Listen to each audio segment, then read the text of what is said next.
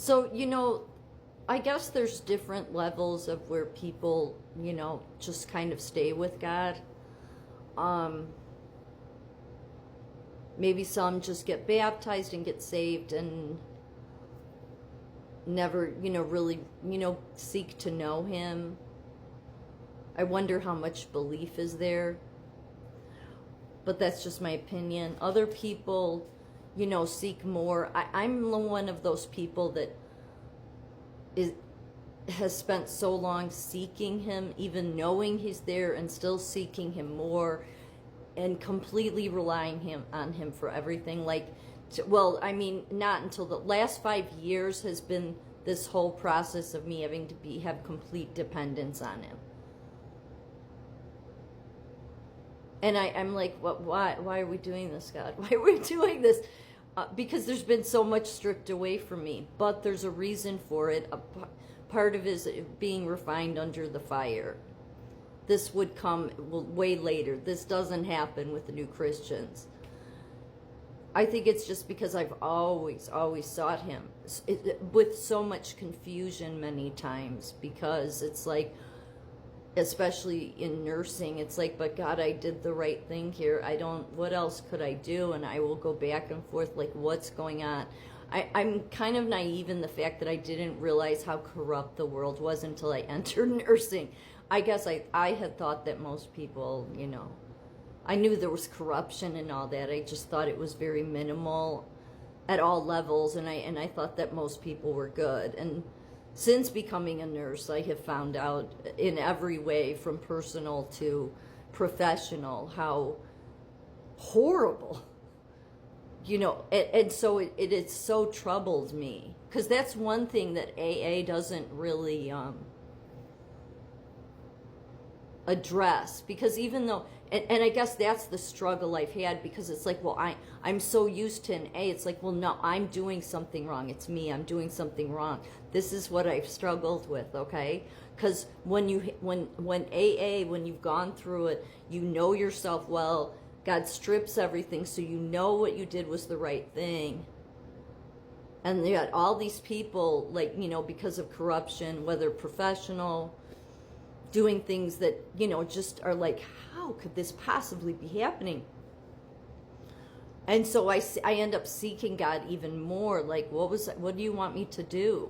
And so right before God got my attention very strongly in the fall of 2020, like, this is what I need from you, I was almost starting to conform, like, just getting exhausted with it. Like, what do you want me to do, God? Like, not saying that I was just gonna become corrupt or anything, but it was already at this place where it's like you have to pick your battles. Like, that shouldn't be like that. It should be that you do the right, especially if you do the right thing because it's the right thing to do. But I realized how do you manage, okay? And sometimes I would get even, like, paranoid. I'm like, no, I don't, if I do the right thing, people are going to come after me, because that's what I've experienced in my profession. That's sad, but I have.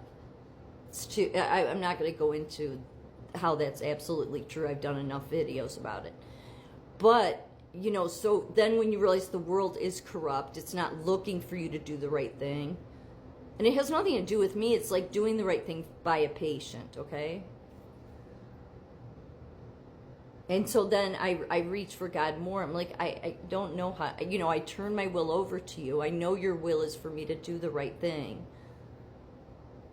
And there's always, for many years now, it's this struggle. And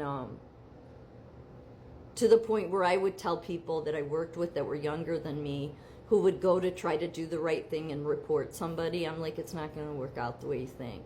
I'm sorry, I don't mean to rain on your parade.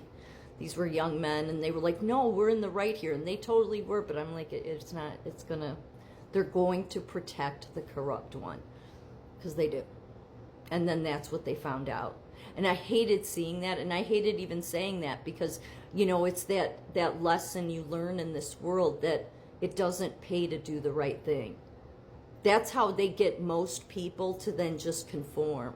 Because what I've seen most of my life, especially in my profession, is people look the other way. It's like, that's what we have to do. We have to get our paycheck. We look the other way. It doesn't mean we're necessarily bad people, but, you know, this is what we got to do. They know that so that's really, really hard for somebody that's a recovering alcoholic, that in order to stay sober, it requires rigorous honesty. Like, the worst thing I ever did was become a nurse because of that reason. Because that's where the battle of the struggle comes for me. So I've constantly I'm like, I don't know what you want me to do, God. I do surrender to you, but this is like, and so there's been like this constant, like, just not knowing what to do. And then at the same time having the subtle, you know, persecution attacks that TAC and the profession does. And so in the past, so I think what God's been doing is refining me even more, but through that it's like I've lost more. So to try to explain this, because this is why he started bringing me the past 5 years, like, I need you to just stick with the Bible.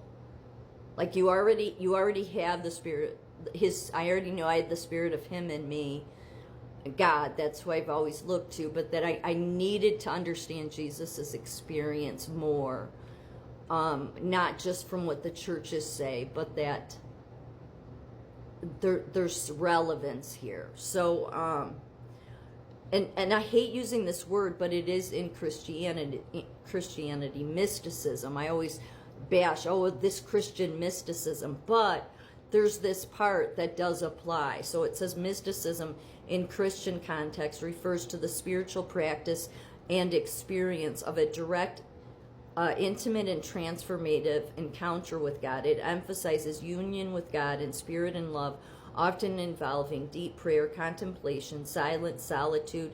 Christian mysticism seeks a profound inner experience of God's presence that goes beyond intellectual knowledge or ritual, leading to spiritual transformation and union with God. It generally involves practices that foster a deep awareness of God that is personal. Most mainstream Christian churches distinguish Christian mysticism from occult or New Age practices. Christian mysticism is rooted firmly in the Bible, the life of Jesus, and Christ-centered spirituality. It is about growing closer to God through prayer, meditation on Scripture, and holy living. And so what it really is you have even more stripped away from you. I'm just tired of having it more stripped. I mean, but I think I understand. So you would just become, I'm not saying this will happen to everybody. I hate even bringing it up, because then people will be like, well, I don't want to get to know God. No, you do. I'm over 30 plus years doing this, to where a daily basis I'm constantly seeking him. Okay?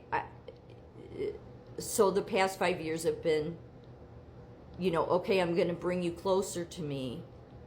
And bringing you closer and even closer and closer, you know, you're going to lose some things, because I need you to become more an imitation of Christ.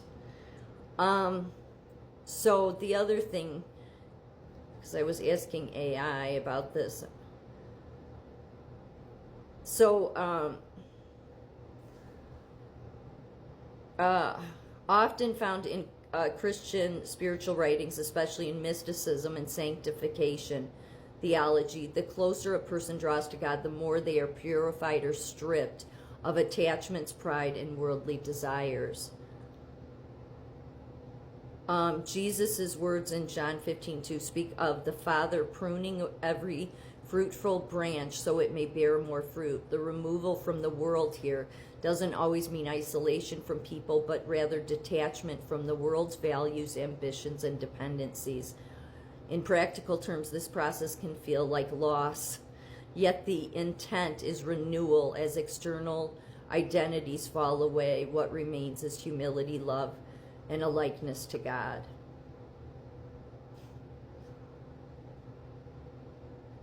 So, yeah, God often strips away worldly attachments such as pride, ego, material possessions, and dependence on anything other than him. This is to humble the believer and make them more intimately connected to God, leaving faith and trust in him. So that's where my life's been the past 5 years.